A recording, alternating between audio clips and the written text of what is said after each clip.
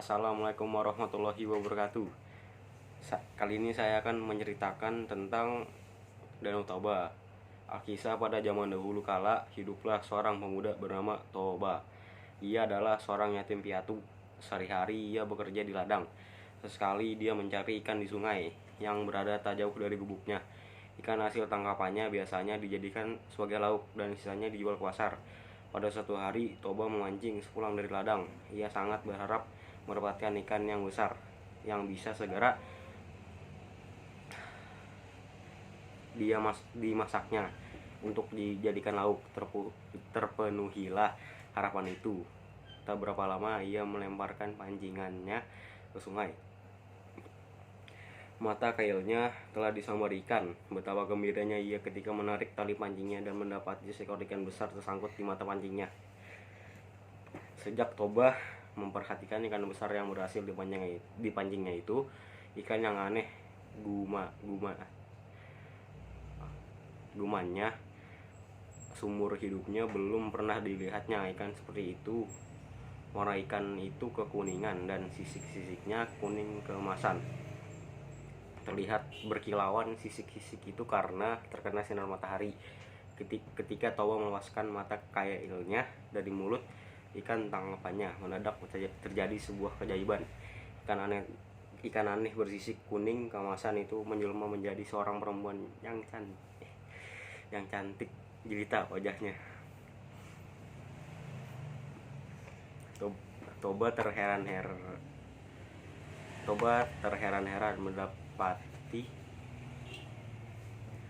mendapati keajaiban yang berlangsung di depan matanya itu.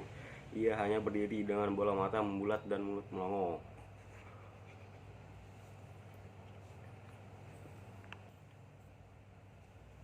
Toba memperkenalkan namanya, begitu pula dengan perempuan berwajah jelita itu. Toba lantas menjelaskan pula keinginannya untuk memperistri Putri karena dia terpesona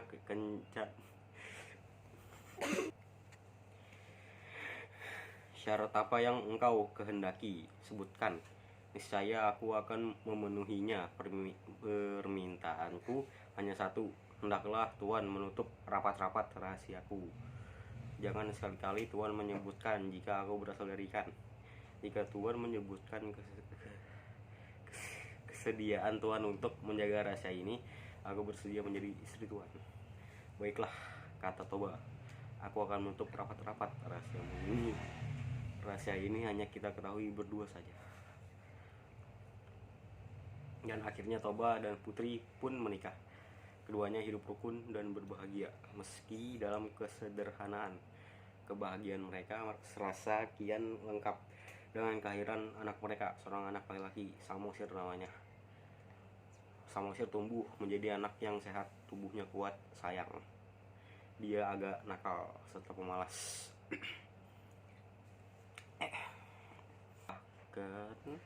Untuk sekedar mengantar makanan dan minuman untuk ayahnya pun, Samosir kerap menolak jika diminta. Seandainya mau, dia akan melakukan dengan malas-malasan. Dengan wajah bersungut-sungut, bertambah-tambah malas melakukannya akibat ibunya terus memanjakannya. Apapun yang dimintanya akan diusahakan ibunya untuk dipenuhi. Samosir sangat kuat nafsu makannya. Jatah makanan sehari untuk sekeluarganya bisa dihabiskannya dalam sekali makan. Toba merasa harus bekerja lebih keras lagi untuk dapat memenuhi keinginan makan anak laki-lakinya yang luar biasa itu. Pada suatu hari, Samosir diminta ibunya untuk mengantarkan makanan dan minuman untuk ayahnya. Samosir yang tengah bermalas-malasan semula enggan untuk menjalankan perintah ibunya itu. Namun setelah ibunya terus memaksa, akhirnya dia bersedia melakukan meski dengan wajah yang bersungut-sungut. Apa tuh? Dengan wajah polos seolah tidak melakukan kesalahan, Samosir menjawab, "Tadi di jalan aku sangat lapar, ayah. Oleh karenanya jatah makanan dan minuman ayah itu telah kumakan sebagian. Tapi tidak semua kehabisan, bukan masih tersedia sedikit makanan dan minuman untuk ayah. Anak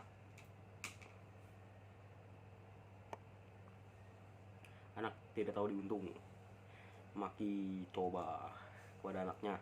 Kemarahan seketika meninggi, serasa tidak bisa lagi dia menahan dan bersabar. Umpatannya pun seketika itu meluncur, dasar anak turun ikan kau ini. Samosir sangat terkejut mendengar umpatan ayahnya. Dia langsung berlari ke rumah. Pada saat bertemu ibunya, Samosir langsung menceritakan umpatan dari cacian ayahnya yang menyebutkan dirinya adalah keturunan ikan. Mendengar pengaduan anaknya itu, ibu Samosir menjadi sangat bersedih. Tidak disangka jika suaminya itu melanggar sumpah itu untuk tidak menyebutkan berasal dari ikan. Samosir dan ibunya saling berpegangan. Dalam hitungan sekejap, keduanya menghilang. Keajaiban pun terjadi. Di bekas pijakan kaki Samosir dan ibunya menyembur air yang sangat deras dari dalam tanah. Air laksana disemburkan keluar seolah tiada henti. Makin lama tidak semakin berkurang semburan air itu, melainkan semakin besar adanya. Dalam waktu cepat permukaan tanah itu pun tergenang. Permukaan air terus meninggi, dan tak berapa lama kemudian lembah tempat tinggal Toba telah tergenang air. Terbentuklah kemudian sebuah danau yang sangat luas tempat itu. Penduduk kemudian menamakan danau itu Danau Toba. Adapun pulau kecil yang berada di tengah-tengah Danau Toba itu disebut Pulau Samosir, untuk mengingatkan pada anak laki Toba. Pesan moralnya, jangan melanggar sumpah yang pernah diucapkan, karena buruk akibatnya di kemudian hari. Wassalamualaikum warahmatullahi wabarakatuh.